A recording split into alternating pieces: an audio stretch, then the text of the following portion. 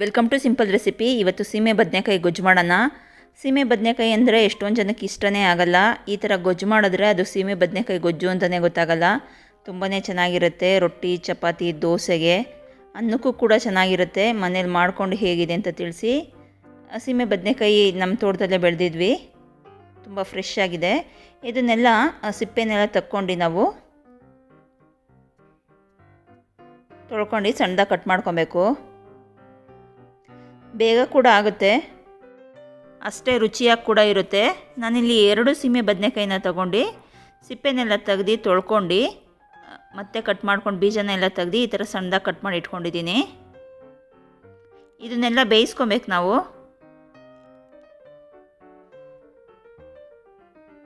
ಚಪಾತಿ, ರೊಟ್ಟಿ, ದೋಸೆಗೆ ತುಂಬ ಚೆನ್ನಾಗಿರುತ್ತೆ. ಅನ್ನಕ್ಕೆ ಕೂಡ ಚೆನ್ನಾಗಿರುತ್ತೆ. ಮನೇಲಿ ಮಾಡ್ಕೊಂಡು ಹೇಗಿದೆ ಅಂತ ಕಮೆಂಟ್ ಮಾಡಿ ತಿಳಿಸಿ. ಈ ಥರ ಎಲ್ಲನೂ ಕಟ್ ಮಾಡ್ಕೊಂಡು ಇದ್ರ ಜೊತೆ ನಾನಿಲ್ಲಿ ಒಂದು ಮೀಡಿಯಮ್ ಸೈಜ್ ಟೊಮೆಟೊ ಕೂಡ ಕಟ್ ಮಾಡ್ಕೊತಾ ಇದ್ದೀನಿ. ಟೊಮೆಟೊದಲ್ಲಿ ಹುಳ ಇರುತ್ತೆ, ನೋಡ್ಕೊಂಡು ಕಟ್ ಮಾಡ್ಕೊಬೇಕು. ಇಷ್ಟು 2ಕ್ಕೆ 1 ಟೊಮೆಟೊ ಸಾಕಾಗುತ್ತೆ 2 ಸೀಮೆ ಬದನೆಕಾಯಿಗೆ. ಇದ್ರ ಜೊತೆ ನಾನು ಒಂದು 5 ರಿಂದ 6 ಮೆಣಸಿನ್ಕಾಯಿನ ಸೇರಿಸ್ಕೊತಾ ಇದ್ದೀನಿ. ಎಲ್ಲನೂ ಕೂಡ ಕುಕ್ಕರಲ್ಲಿ ಹಾಕ್ಕೊಂಡು ಸ್ವಲ್ಪ ಉಪ್ಪನ್ನ ಸೇರಿಸ್ಕೊಂಡು ಇದನ್ನು 2 ವಿಷಲ್ ಕೂಗಿಸ್ಕೊತೀನಿ. ಇದು 2 ವಿಷಲ್ ಆಗಿದೆ, ಇವಾಗ ಬೆಂದಿದೆ. ಇದನ್ನು ಬೇರೆ ಪಾತ್ರೆಗೆ ಸೇರಿಸ್ಕೊಳ್ಳೋಣ. ಬಿಸಿ ಇರೋದ್ರಿಂದ ಇದು ತಣ್ಣಗಾಗಲಿ. ಬೇಯಿಸೋಕ್ಕೆ ನೀರು ಜಾಸ್ತಿ ಹಾಕ್ಕೊಬಾರ್ದು, ಸ್ವಲ್ಪ ಹಾಕ್ಕೊಂಡ್ರೆ ಸಾಕು. ಈ ಎಕ್ಸ್ಟ್ರಾ ನೀರೇನಿದೆ ಅದನ್ನು ಕೂಡ ನಾನು ಸಪ್ರೇಟ್ ಮಾಡ್ಕೊತೀನಿ, ಆಮೇಲೆ ಸೇರಿಸ್ಕೊತೀನಿ ಒಗ್ಗರಣೆ ಆದಮೇಲೆ.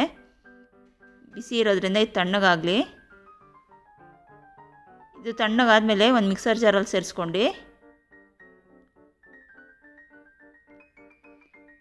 ಇದಕ್ಕೆ ಒಂದು 5 ರಿಂದ 6 ಬೆಳ್ಳುಳ್ಳಿ ಸೇರಿಸ್ಕೊತಾ ಇದ್ದೀನಿ.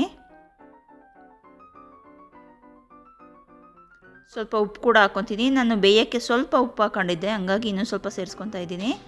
ಅರ್ಧ ಸ್ಪೂನ್ ಜೀರಿಗೆ ಹಾಕ್ಕೊಂಡು ಸ್ವಲ್ಪ ಕೊತ್ತಂಬರಿ ಸೊಪ್ಪನ್ನ ಸೇರಿಸ್ಕೊಂಡು ಇದನ್ನು ರುಬ್ಕೊಬೇಕು. ಇದು ತುಂಬ ನುಣ್ಣಗೆ ರುಬ್ಬೋದಕ್ಕಿಂತ ಸ್ವಲ್ಪ ತರ್ತರಿಯಾಗಿ ರುಬ್ಕೊಂಡ್ರೆ ಚೆನ್ನಾಗಿರುತ್ತೆ. ನಾನಿಲ್ಲಿ ಕೊತ್ತಂಬರಿ ಸೊಪ್ಪು, ಕಾಡು ಕೊತ್ತಂಬರಿ ಸೊಪ್ಪನ್ನ ಯೂಸ್ ಮಾಡ್ಕೊಂಡಿದ್ದೀನಿ. ಇವಾಗ ಒಂದು ಬಾಣಲಿನ ಬಿಸಿ ಮಾಡೋಕ್ಕೆ ಇಟ್ಕೊಂಡು ಇದಕ್ಕೆ 2 ಸ್ಪೂನ್ ಆಗೋಷ್ಟು ಎಣ್ಣೆನ ಹಾಕ್ಕೊಂಡು, ಎಣ್ಣೆ ಬಿಸಿ ಆದಮೇಲೆ ಸಾಸಿವೆನ ಸೇರಿಸ್ಕೊತಾ ಇದ್ದೀನಿ. ಸಾಸಿವೆ ಎಲ್ಲ ಚಟಪಟ ಅಂತ ಸಿಡಿದ್ಮೇಲೆ ಉದ್ದಿನ ಬೇಳೆನ ಹಾಕ್ಕೊಂಡು ಕಲರ್ ಚೇಂಜ್ ಆಗೋವರೆಗೂ ಫ್ರೈ ಮಾಡ್ಕೊಬೇಕು. ಇದಕ್ಕೆ ಇವಾಗ ಒಂದು ಮೀಡಿಯಮ್ ಸೈಜ್ ಈರುಳ್ಳಿ, ಸ್ವಲ್ಪ ಕರಿಬೇವಿನ ಸೊಪ್ಪನ್ನ ಸೇರಿಸ್ಕೊಂಡಿದ್ದೀನಿ. ಜಾಸ್ತಿ ಏನು ಫ್ರೈ ಆಗೋದು ಬೇಡ. ಈರುಳ್ಳಿ ಸ್ವಲ್ಪ ಲೈಟಾಗಿ ಕಲರ್ ಚೇಂಜ್ ಆದರೆ ಸಾಕಾಗುತ್ತೆ. ಸ್ವಲ್ಪ ಹಿಂಗನ್ನ ಸೇರಿಸ್ಕೊಂಡು ಫ್ರೈ ಮಾಡ್ಕೊಬೇಕು. ಬೇಕು ಅಂದರೆ ಸ್ವಲ್ಪ ಅರಶಿನ ಕೂಡ ಹಾಕೊಬೋದು. ಎಲ್ಲನೂ ಫ್ರೈ ಮಾಡ್ಕೊಂಡು ಇದಕ್ಕೆ ರುಬ್ಬಿರೋ ಅಂಥ ಮಿಶ್ರಣನ ಸೇರಿಸ್ಕೊಬೇಕು.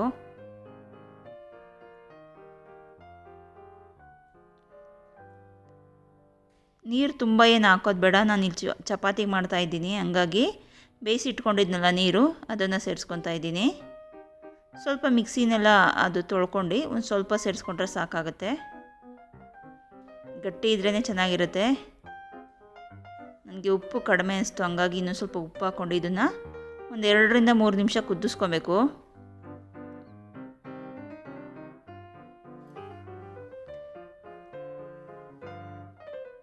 ಇದು ಕುದ್ದಾದಮೇಲೆ ಸ್ವಲ್ಪ ತೆಂಗಿನ ತುರಿ ಹಾಕ್ಕೊಂಡು ಈ ಥರ ಮಿಕ್ಸ್ ಮಾಡ್ಕೊಂಡು ಫ್ಲೇಮ್ನ ಆಫ್ ಮಾಡಿಕೊಂಡ್ರೆ ರೆಡಿ ಆಗುತ್ತೆ. ಇಷ್ಟೇ. ಬೇಕು ಅಂದರೆ ಸ್ವಲ್ಪ ಕೊತ್ತಂಬರಿ ಸೊಪ್ಪು ಕೂಡ ಹಾಕ್ಕೊಬೋದು. ತುಂಬಾ ಚೆನ್ನಾಗಿರುತ್ತೆ. ಸೀಮೆ ಬದನೆಕಾಯಿ ಗೊಜ್ಜು ಅಂತಲೇ ಗೊತ್ತಾಗಲ್ಲ. ಮನೇಲಿ ಮಾಡ್ಕೊಂಡು ಹೇಗಿದೆ ಅಂತ ತಿಳಿಸಿ. ನಮ್ಮ ರೆಸಿಪಿಗಳೆಲ್ಲ ನಿಮ್ಗೆ ಇಷ್ಟ ಆದರೆ ಲೈಕ್ ಮಾಡಿ, ಶೇರ್ ಮಾಡಿ, ಸಬ್ಸ್ಕ್ರೈಬ್ ಮಾಡಿ, ಸಪೋರ್ಟ್ ಮಾಡ್ತಾಯಿರ್ರಿ. Thank you.